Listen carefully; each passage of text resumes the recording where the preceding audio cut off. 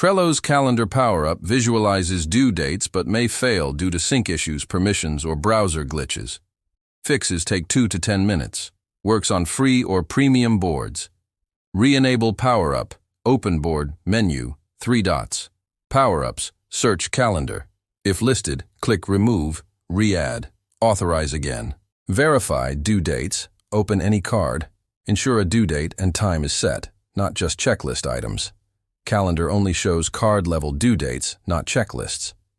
Switch views. In Calendar View, click Settings, in Gear, Toggle, Show Completed Cards, or Week Start. Refresh page, Ctrl+R, or switch to Timeline View, then back. Clear browser and app cache, web, incognito mode or clear Trello cookies, settings and privacy. Mobile, force close app, settings and apps. Trello, clear cache and data, relaunch. Check permissions and sync. Board must be public or visible to you. If using Workspace, ensure calendar is enabled at workspace level. Admin cell power-ups. Re-authenticate, profile, settings, applications, revoke Trello, log out and in. Update and test, use latest Chrome or Edge or Trello app. Create a test card with due date. Check if it appears.